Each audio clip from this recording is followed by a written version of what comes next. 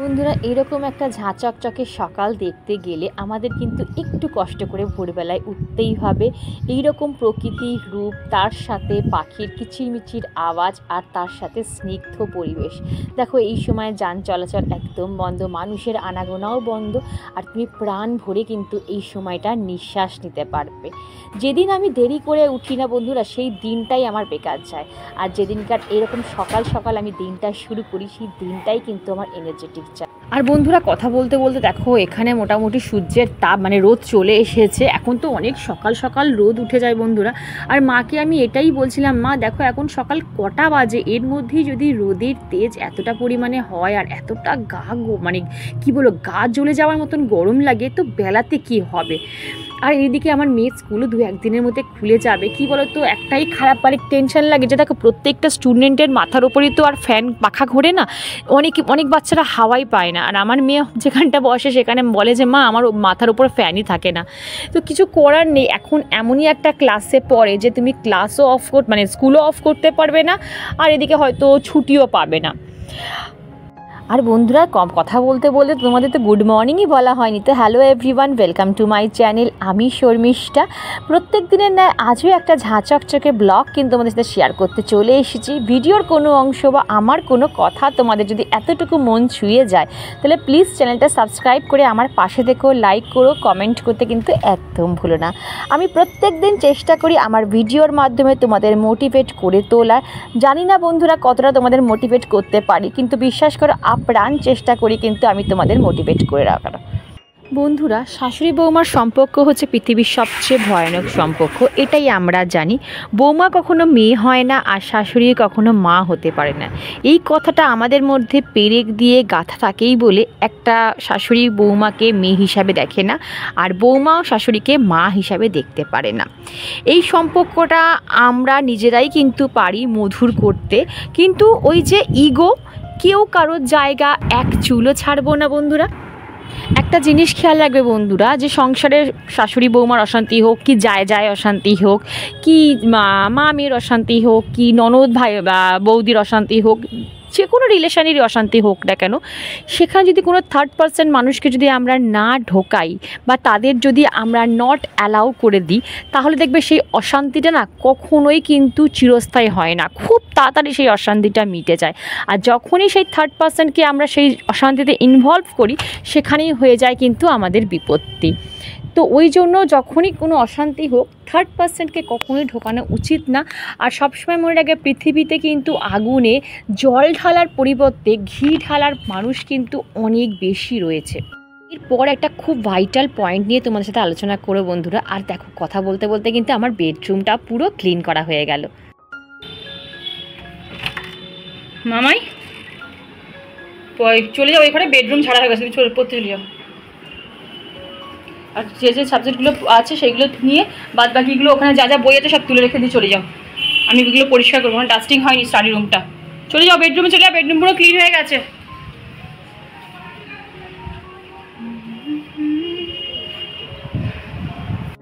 তো দেখবে বন্ধুরা, কিছু কিছু মানুষের নেচার হচ্ছে, সে আমাদের সংসারে থাকতে পারে বা আমাদের আশেপাশে থাকতে পারে, তো আত্মীয় স্বজনের মধ্যে থাকতে পারে। তারা হচ্ছে কি দেখবে, যে শাশুড়ির কাছে শাশুড়ির মতন, আবার তোমার কাছে মানে বৌমার কাছে কিন্তু বৌমার মতন, মানে এর কাছেও ভালো সাজবে, ওর কাছেও ভালো সাজবে। যাকে বলা হয় দুমুখো সাপ, মানে একদম প্লেন পাতি কথায় যাকে বলা হয় দুমুখো সাপ। এই সব মানুষের থেকে যদি একটু আমরা সচেতনভাবে থাকতে পারি, তাহলে দেখবে আমাদের সংসারের অশান্তির পরিমাণ কিন্তু অনেকটা কমে যাচ্ছে। আর দেখো, কথা বলতে বলতে কিন্তু যে সকালে যে জামা কাপড়গুলো ভিজিয়ে রেখেছিলাম সেইগুলোও কাঁচা হয়ে গেল, প্লাস আমার কিন্তু মেয়ের স্টাডি রুমটাও ঝাড়া হয়ে গেল।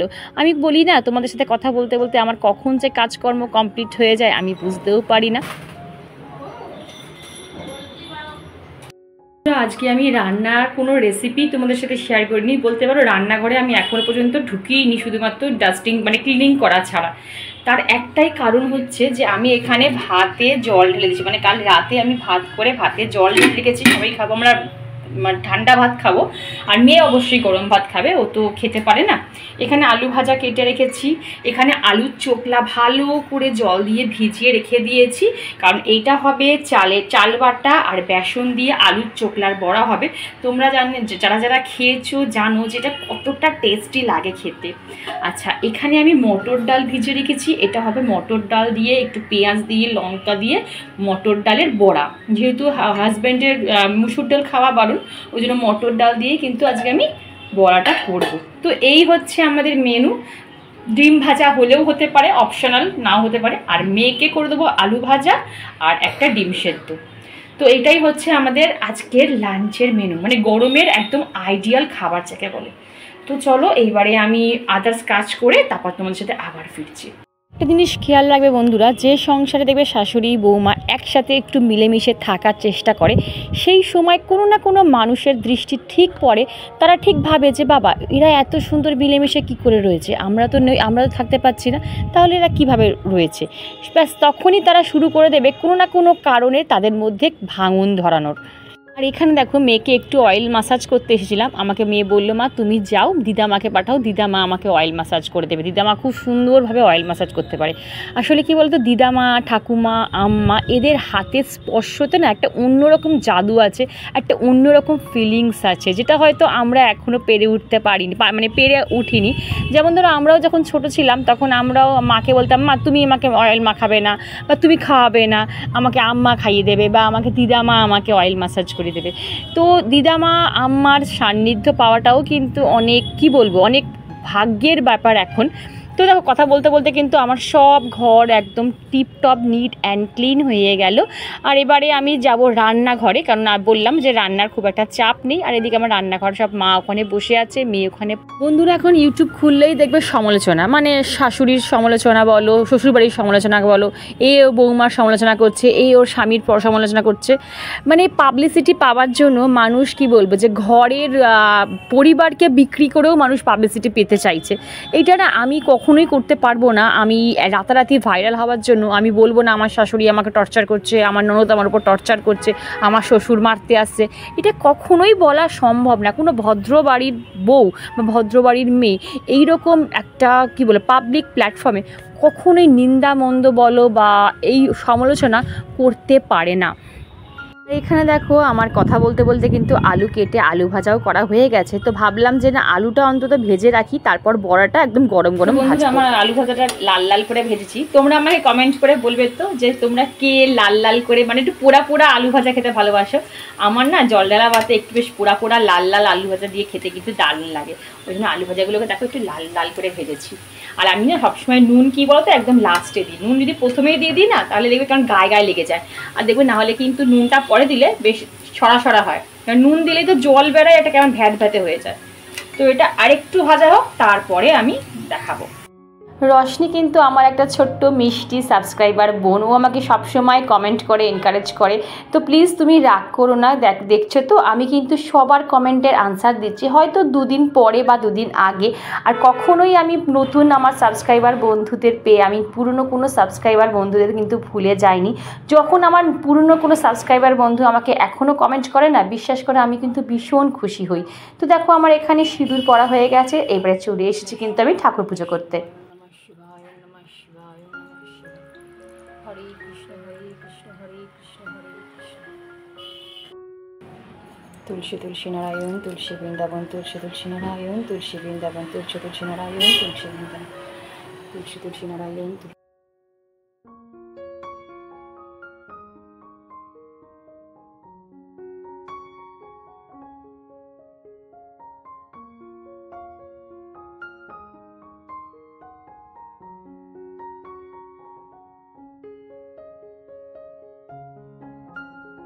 তো বন্ধুরা এতক্ষণ ধৈর্য সহকারে যারা পুরো ভিডিওটা আমার দেখলে তাদের অসংখ্য অসংখ্য ধন্যবাদ। আর যারা প্রথম আমার এই ভিডিওটা দেখছো, যদি ভিডিওর কোনো অংশ তোমাদের ভালো লেগে থাকে তো প্লিজ চ্যানেলটা সাবস্ক্রাইব করে আমার পাশে দেখো, লাইক করো আর কমেন্ট করতে কিন্তু একদম ভুলো না বন্ধুরা। আর দেখো দেখতে দেখতে কিন্তু আমার বাবার ভোলানাথকে পুজো করাও হয়ে গেছে। আর তোমরা আমার পুজো দেখতে খুব পছন্দ করো, তাই চেষ্টা করি প্রত্যেক দিন একটু একটু আমার পুজো করা তোমাদের সাথে শেয়ার করতে।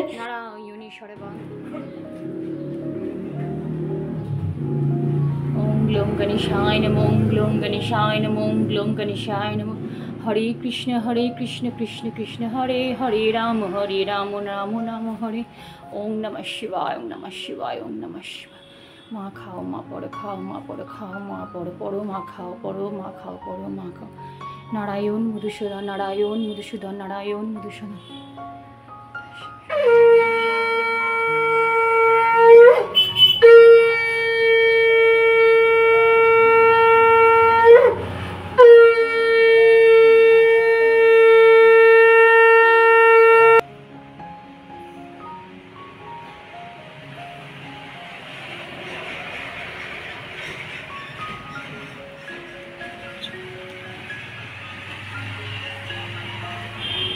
তো বন্ধুরা পুজো করতে গিয়ে কিন্তু আরেকবার আমি মোটামুটি স্নান করে গেছি। যা পরিমাণে গরম লাগছে তোমরা দেখেই বুঝতে পারছো, পুরো ঘেমে নিয়ে স্নান। আর আজকে মঙ্গলচণ্ডী মা শাশুড়ি মা গেছে পুজো দিতে, আর দেখো চলেও এসেছে আর প্রসাদ দিয়ে বসে আছে। পুজো করে এবারে আমি প্রসাদটা খাবো। আচ্ছা, ও আজকে মঙ্গলচণ্ডী না মা? হ্যাঁ মঙ্গলচণ্ডী, আমার শাশুড়ি মা মঙ্গলচণ্ডী করে, মানে প্রত্যেক মঙ্গলবারই করো তোমার, এখন প্রত্যেক মঙ্গলবার করবে মঙ্গলচণ্ডী, মানে 12 মাসে 12টা উপোস। তো চলো মা ধরো মা, আমি প্রসাদটা খেয়ে নিই। প্রসাদ খেয়ে নিয়ে সব মেয়েদের স্বপ্ন থাকে একটা সুন্দর শ্বশুরবাড়ি পাওয়ার। এটা একটা সত্যি কথা, কপালের ব্যাপার। শ্বশুরবাড়িটা পাওয়াও ভাগ্যের ব্যাপার। সবার কপালে সেটা জোটে না, আর যদি সবার কপালে সেটা জুটতো তাহলে কিন্তু এত বধূ নির্যাতন এখনও কিন্তু হতো না। মা পড়া হয়ে গেছে মা? আজকে মা বড়া ভাজছে। মা এটা কি আলুর চোখলা দিয়েছো না মটর ডাল দিয়েছো? মটর ডালের করা। আর ও পেঁয়াজ আর লঙ্কা দিয়েছো তো? হ্যাঁ লঙ্কা পেঁয়াজ একটু খাওয়ার সোডা। এর মধ্যে চালের গুঁড়ো দিয়েছো? না চালের গুঁড়ো দেবো কালা। এটার মধ্যে আর এটা সেদ্ধ করা হয়ে গেছে। গরম গরম বড়া ভাজা আর আলু ভাজা দিয়ে আজকে জল ডালা ভাত খাওয়া হবে। তো বন্ধুরা এখানে আলুর চোখলার বড়াটার মধ্যে মা এখানে বেসন অ্যাড করেছে, চাল যে বেটেছে সেই চালের গুঁড়ো, আর এই যে আলুর চোখলা, আর হচ্ছে নুন, একটু হলুদ পরিমাণ মতন দেবে তোমরা, আর তোমরা চিনি অ্যাড করলেও করতে পারো, আর কাঁচা লঙ্কা। ঠিক আছে, এই দিয়ে কিন্তু এখন একটু চটকে তারপর বড়াটা করতে হবে।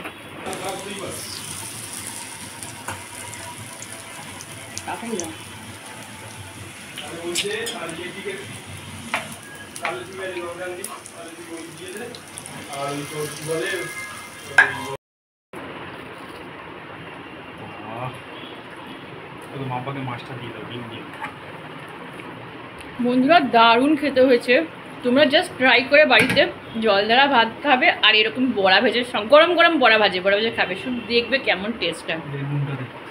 দিচ্ছে খেয়ে দেখা আগে বড়াটা দারুণ হয়েছে, একটা ক্রাঞ্চি না কি বলবো।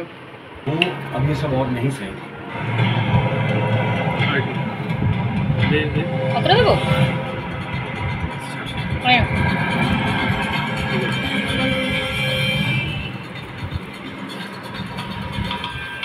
पहले तो वो लोग बस ताने मारते थे। গুড ইভিনিং বন্ধুরা, এখন ঘড়িতে বাজে 5:30। আর কি বলতো, দুপুরে খাওয়া দাওয়ার পর আমি না আর ক্যামেরা অন করতে পারিনি, এত পরিমাণে গরম লাগছিল আর তেমন পরিমাণে টায়ার্ড লাগছিল। তো এসির চালিয়ে একটু শুয়েই পড়েছিলাম বন্ধুরা। তারপর কি বলতো বেশিক্ষণ শুতে পারিনি, কারণ 4:45 আবার উঠে গেছি, কারণ 5টা থেকে আবার মেয়ের পড়া ছিল। তো ওকে একটুখানি হাতের সামনে এগিয়ে দেওয়া, বুঝতেই তো পারছো, এগিয়ে দেওয়া, জলটা ভরে দেওয়া, মুখের সামনে একটু জল ধরে দেওয়া, এইগুলো করি। তারপরে দেখো মেয়ে যেই পড়তে চলে গেল আর আমি শুইনি। তারপর যে টুকটাক কাজগুলো সংসারের থাকে, সংসারের তো কোনো কাজ আমাদের শেষ থাকে না, একটার পর একটা যদি করতে থাকো দেখবে একটার পর একটা কাজ তোমার সামনে এসেই দাঁড়াবে। তো দেখো আমার এখানে কিন্তু বাসনগুলো দুপুরবেলা যেগুলো মেজে রেখেছিলাম সেগুলো আমি কিন্তু মুছে তুলে রাখলাম। আর আমি না চেষ্টা করি বলতে সন্ধ্যে দেওয়ার আগেই আমার যেন রান্নাঘরটা একদম টিপটপ নিট অ্যান্ড ক্লিন থাকে, এতটুকু যেন রান্নাঘরে এঁটো কাটা না পড়ে থাকে। আসলে সন্ধ্যেবেলা আমরা মা লক্ষ্মীকে আহ্বান জানাই, সেই সময় যদি রান্নাঘর এঁটো থাকে না সে জিনিসটা দেখতে ভালো। এখানে দেখো কথা বলতে বলতে কিন্তু আমার বিকেলের চাটা করাও হয়ে গেল বন্ধুরা। হাওয়া দিচ্ছে দেখো, হাওয়ার সাথে সাথে আমার ফুলগুলো কি সুন্দর লাগছে দেখো, একটা পুরো কি ভালো লাগছে দেখো, থোকা হয়ে ডবল করবি, এটা পুরো গাছটা আমার ভরে গেছে। আমি সারাটা দিন টাইমটা হবে আর এসে আমি ছাদে এদের সাথে সময় কাটাবো। শীতকালে তো সকালবেলা ঘুম থেকে উঠে আগে ছাদে, আর এখন যেহেতু গরমকাল এত রোদের তেজ, ওই জন্য সকালের দিকে একদম আসা হয় না। এই যখন জামা কাপড় হয়তো মেলতে এলাম বা ফুল তুলতে এলাম তখনই আসি, আর এই সময়টা আমি নিয়ম মাফিক ছাদে আসবোই আসবো, সে আমার যতই হাঁটু ব্যথা হোক, কোমর ব্যথা হোক, যাই হোক। এক এক সময় ভাবি জানো তো বন্ধুরা, যখন আমার ধরো বয়স হয়ে যাবে তখন আমার এই গাছগুলো কী দেখবে বলো। এখন আমি আর আমার মা মিলে টেক কেয়ার করছি, কিন্তু যখন আমার বয়স হয়ে যাবে, হাঁটু ব্যথা যন্ত্রণা শুরু হয়ে যাবে, তখন আমার গাছগুলোই কে দেখবে বলো তো। মেয়ে তো হারগিজ দেখবে না, কে দেখবে? আর তো কেউ দেখারও নেই। এই দাঁড়াও, জল পড়ছে ট্যাঙ্ক থেকে, মাকে বলি মা ট্যাঙ্কটা বন্ধ, পাম্পটা বন্ধ করে, মা পাম্প বন্ধ করো, পাম্প বন্ধ করো। পাম্প থেকে জল পড়ছে না তো, তার ওটাকে বসিয়ে দিই, তাহলে কি বলো তো, জলটাও জলটাকে বসিয়ে দিই। দাঁড়াও,